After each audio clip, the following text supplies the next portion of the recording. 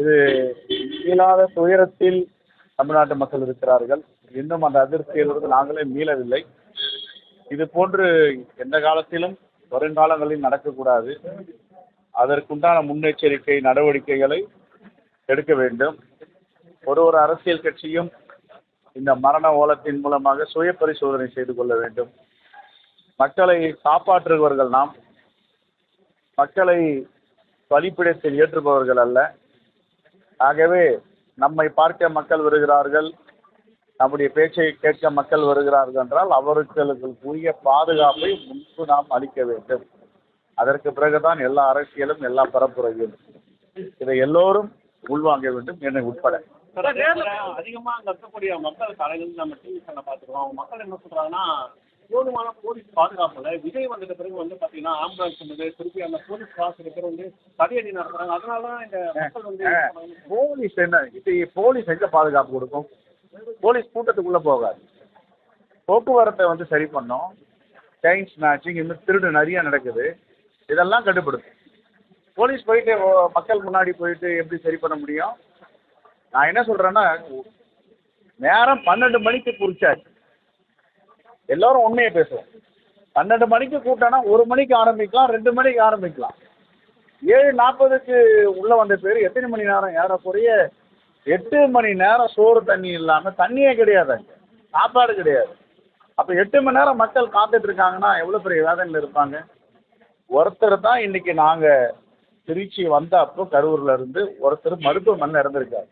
39 பேரும் இறந்து போனவங்கள தான் அங்கே சடலமாக எடுத்துகிட்டு வந்திருக்காங்க. அப்படின்னா எல்லோரும் டீஹைட்ரேட் ஆகிடுச்சு, சாப்பாடு இல்லை, நடப்பதற்கு சக்தி இல்லை. இப்படி இனி வரும் காலங்கள் நடக்கக்கூடாது. கள்ளக்குறிச்சியில மரணம் அடைந்தப்போ இந்த அளவுக்கு வேகம் காட்டல. ஆனா இதுக்கு எப்படி உடனுக்குடன் அமைச்சர்கள் முதலமைச்சர்லாம் நேர்ல பார்த்தாங்க அப்படின்னு சொல்லி தொடர்ந்து சமூக வலைதளங்கள்ல மக்கள் கருத்துக்களை பதிவு. இதெல்லாம் தவறான கருத்துமா. அரசியல் பண்ண வேண்டாம்.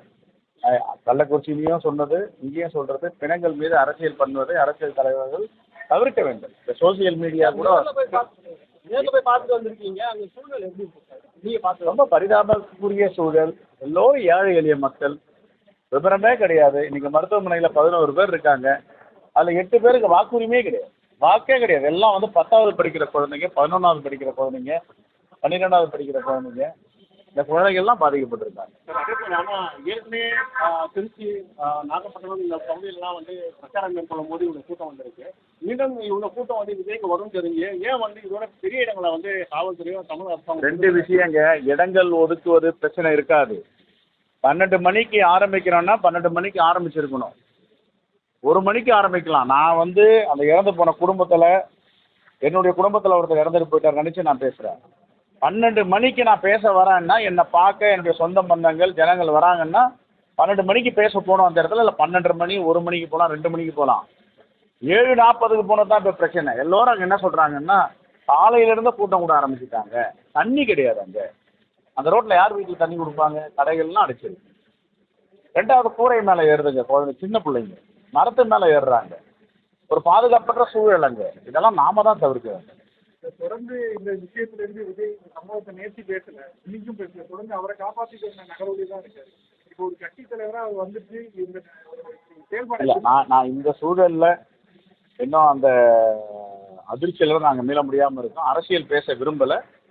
மாண்புமிகு முதலமைச்சர் நாங்கள்லாம் கேட்டுக்கொண்டோம். இதுக்கு வந்து ஒரு விசாரணை நடத்தணும், ஆணையம் போடணும் அப்படின்ட்டு. இப்போ மேனாள் நீதியரசர் அருணா ஜெகதீசன் தலைமையில் ஆணையம் போட்டிருக்காரு. ரொம்ப திறந்த மனதோடு இப்போ விசாரணை நடக்கும். விசாரணை முடிவு வந்தப்போ நம்ம யார் தவறு யார் சரி. எடப்பாடி பழனிசாமி கூட தமிழக அரசு அதாங்க, பிணத்து மேலே ஏறி அரசியல் பண்ணுறத எடப்பாடி பழனிசாமி அவர்களும் தவிர்க்கணுங்க. எலெக்ஷன் காலம், இனி வர காலங்களில் பிரச்சார கூட்டணி நடக்கும். இனி எப்படி இருக்கணும்? ஏன்னா மக்களுக்கு ஒரு பயம் இருக்குது. இனிமே எப்படி நடக்குங்கிற இல்லை, இதுக்கு முன்னாடி இப்போ அதே கரூரில் வந்து ஒரு பிரபல அரசியல் கட்சி வந்து ஒரு மாநாடு நடத்துகிறாங்க. ஏதாவது அசம்பாவிதம் நடந்ததா? 2 லட்சம் பேர் கலந்துக்கிறாங்கன்னு சொல்கிறாங்க இன்றைக்கி பத்திரிகையாளர்லாம். இப்போ 2 லட்சம் பேர் கலந்த கூட்டத்தை ஒரு அசம்பாவிதமே இல்லை. இங்கே 20,000 பேர் தான் கலந்துருக்காங்க. சரி, 2 லட்சம் பேர் கலந்துருந்தாலும் அதுக்குண்டான போலீஸ் பாதுகாப்பு ப்ரொடெக்ஷன் கொடுக்க இல்லைங்க. நான் சொல்கிறேங்க, போலீஸ் பாதுகாப்பு என்பது எப்படி கொடுக்கணும், எது மாதிரி கொடுக்கணும்னு அவங்களுக்கு தெரியும்.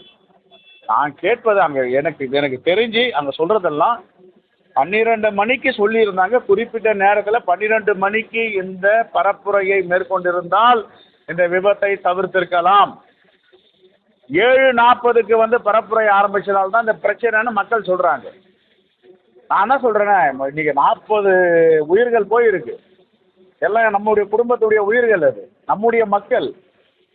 அந்த குடும்பத்தில் ஒருத்தனா நின்று பார்ப்போம். நாம் அரசியலை விட்டுருங்க. நீங்கள் 8 மணி நேரம் 10 மணி நேரம் தண்ணி கிடையாது, சாப்பாடு கிடையாது, குழந்தைங்களாம் நின்றுட்டு இருந்திருக்குன்னா இதை யார் கட்டுப்படுத்தணும்? வாலண்டியர்ஸ் போட்டிருக்க வேண்டாமா? தண்ணி கொடுத்துருக்க வேண்டாமா? தயவுசெய்து சொல்கிறேன், இது அரசியல் ஆக்க வேண்டாம். அரசியலுக்கு அப்பாற்பட்டு மனிதநேயத்தோடு பார்ப்பாரு. செய்திகளை உடனுக்குடன் தெரிந்து கொள்ள கீழ்கண்ட கேபிள் மற்றும் டிடிஹெச் நெட்வொர்க்குகளில் எம்நாடு செய்தி தொலைக்காட்சியை காணுங்கள். பாதகம் செய்பவரை கண்டால் நாம் பயம் கொள்ளலாகாது பாப்பா. மோதி மிதித்து விடு பாப்பா, அவர் முகத்தில் உமிழ்ந்து விடு பாப்பா. அண்மை செய்திகளை உடனுக்குடன் தெரிந்து கொள்ள இணைந்திருங்கள் எம்நாடு தொலைக்காட்சியுடன்.